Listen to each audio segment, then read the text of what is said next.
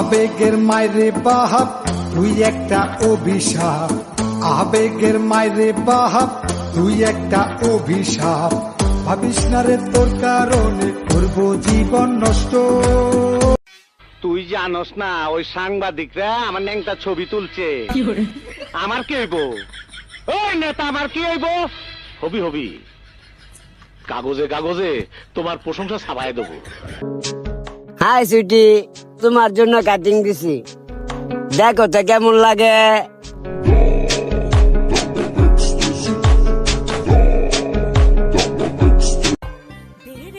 বন্ধুর প্রেম সাগরে প্রেমের বাতাস লাগাছে যা অন্তরে প্রেমের বাতাস লাগাছে। পাপি পাপি পাপি চুলো। সাদা যদি সুন্দর হইতো তাইলে আপেলের চাইতে মূলার দাম বেশি থাকতো, তাই না বস?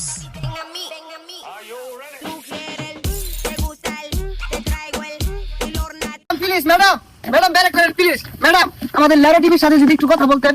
এই তুমি ম্যাডামকে কি বলছো? তুমি আমাকে চেনো না না মানে ম্যাডাম, আপনার যে বাংলাদেশে সুদর্শন পুরুষ ঘোষণা করছে, আপনার কি আছে? এই আছে মানে কি? না মানে যোগ্যতার কথা কইছি।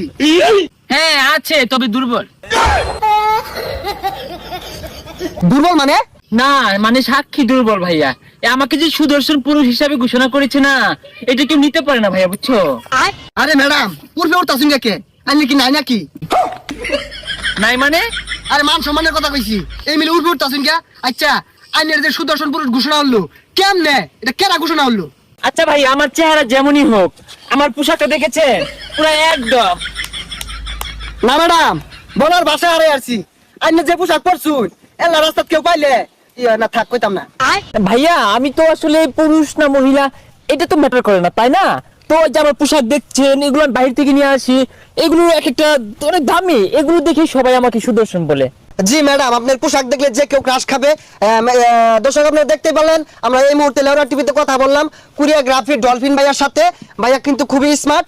তো এই যে পোশাকগুলো ডিজাইন করছে অত্যাধুনিক পোশাক, রাস্তাঘাটে কিন্তু এগুলো পোশাক পরে ঘুরলে যে কেউ ইয়া করে দিতে পারে, মানে বুঝে নেন। ধন্যবাদ। খুঁজে দেখো জামানা, আমাদের মতো পাবা না। লোকে বলে বন্ধু, আমরা বলি মাম্মা। আচ্ছা একটা জিনিস আমার মাথার ভিতরে কোনো বিলি ঢোকে না, তোমরা মাইয়ারা বিয়ার সময় এরকম ভ্যা ভ্যা করে কান্দো কে? একটা কাম করে দেখাও, কি? সারা জীবন বিনা বেতনে চাকরি করে দেখাও। জান তুমি না কেমন জানি হয়ে গেছো। কেমন হয়ে গেলাম আবার? আমাদের প্রেম আগের মতো আর গরমই নাই। আমাদের প্রেমে আগের মতো গরম নাই, না কিন্তু তোমার কথা শুনলে তো আমার যে কোনো সময় মাথা গরম হয়ে যায়।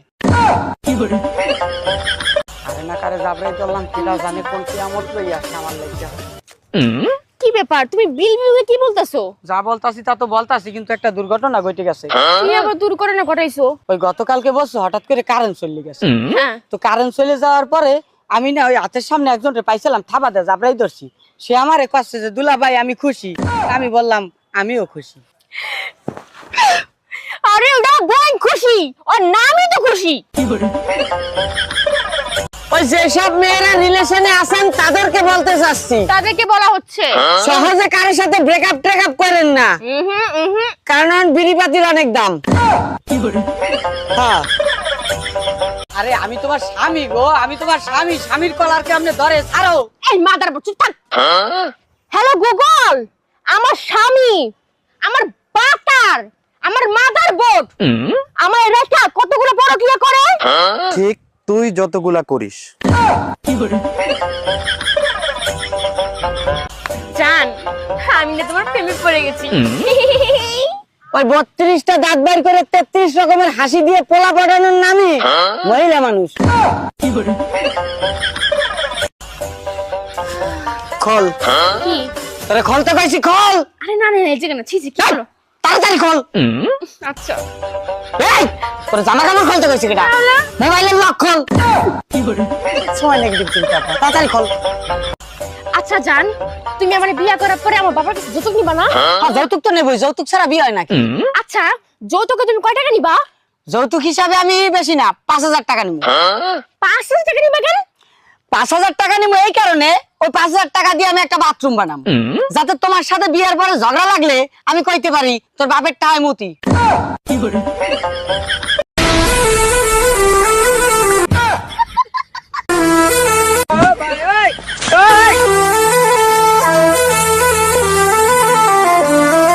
ফেসবুকে ফটো দেখে প্রেমে পড়েছি